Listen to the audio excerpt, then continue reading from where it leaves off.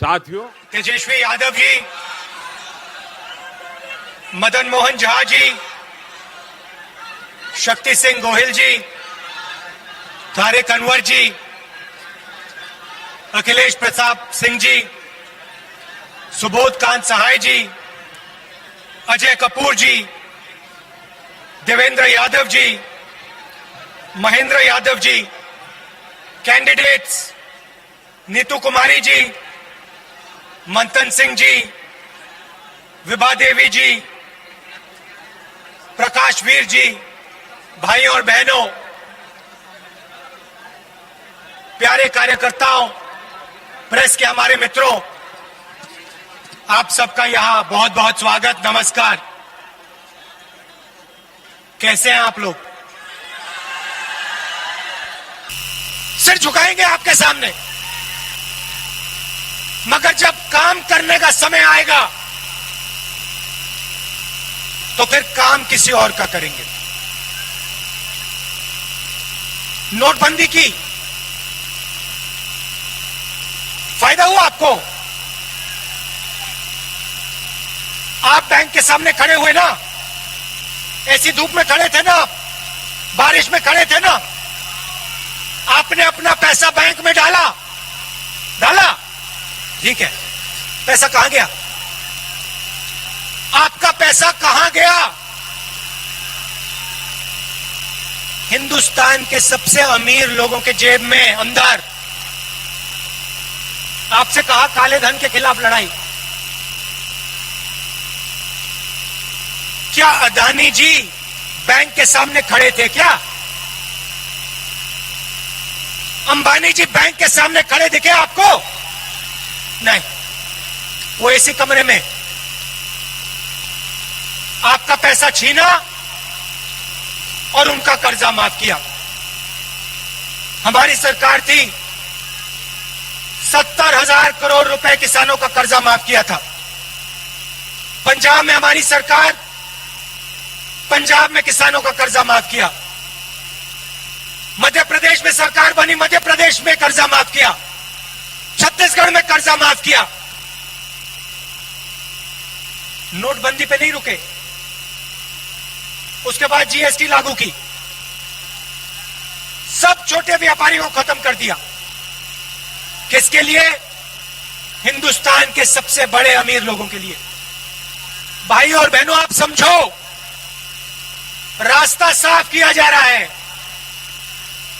अंबानी और अदानी के लिए नरेंद्र मोदी रास्ता साफ कर रहा है। किसानों को, मजदूरों को परे कर रहा है, छोटे दुकानदारों को परे कर रहा है। आने वाले समय में आपका पूरा का पूरा धन हिंदुस्तान के 2-3 पूंजीपतियों के हाथ में हो जाएगा।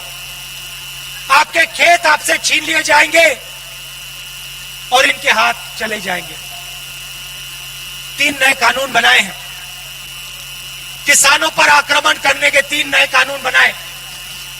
बिहार में इन्होंने पहले कर दिया था, अब ये पूरे देश में कर रहे हैं। मैं थोड़ा पानी, अब ये पूरे देश में कर रहे हैं।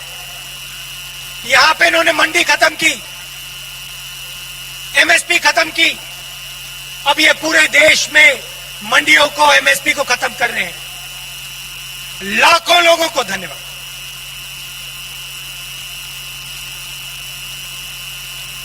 लाखों लोगों को बेरोजगार करने जा रहे हैं और जहां भी जाते हैं आपसे झूठ बोलते हैं। हिंदुस्तान की जमीन किसी ने नहीं ली। लाखों लोगों को मैंने रोजगार दिया। किसानों के साथ प्रधानमंत्री हूं, खड़ा हूं, मगर काम सिर्फ उन 2 लोगों का होता है। एयरपोर्ट, रेलवे लाइन, आपके खेत, माइंस, जो भी उनको चाहिए नरेंद्र मोदी देता है। आप लोग देखते रह जाते हो। अब आपके हाथ में चाबी है। अब नरेंद्र मोदी जी के हाथ में, नीतीश जी के हाथ में चाबी नहीं है। अब चाबी आपके हाथ में। जो निर्णय आप लोगे वो बिहार में होने जा रहा है और अब इनको हराना है। बिहार के लिए, बिहार की विकास की सरकार, बिहार के किसानों की, मजदूरों की सरकार अब बिहार में लानी है।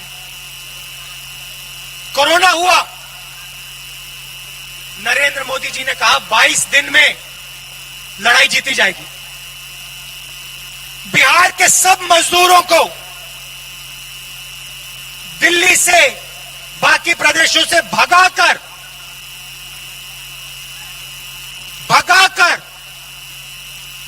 बिहार भेजा।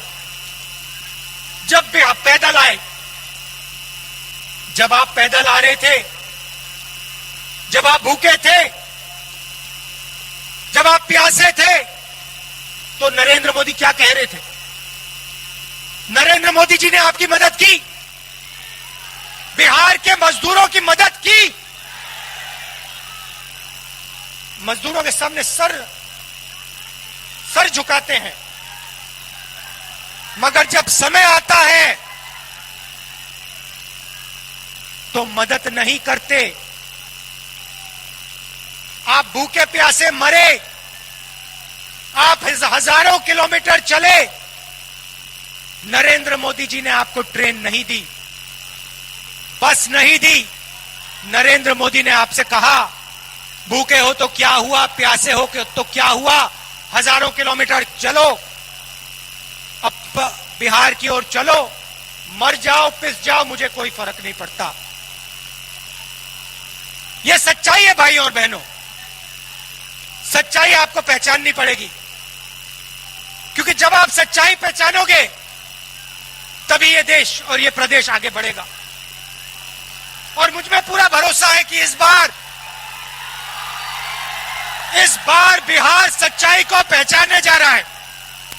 इस बार बिहार नरेंद्र मोदी को, नीतीश कुमार को जवाब देने जा रहा है।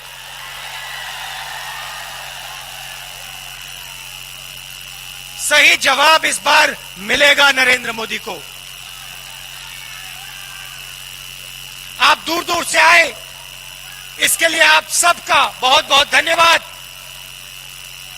कांग्रेस पार्टी और गठबंधन के हमारे जो कैंडिडेट्स हैं, उनका पूरा समर्थन कीजिए, उनको जिताइए और बिहार में एक नई सरकार लाइए। बहुत बहुत धन्यवाद। जय हिंद।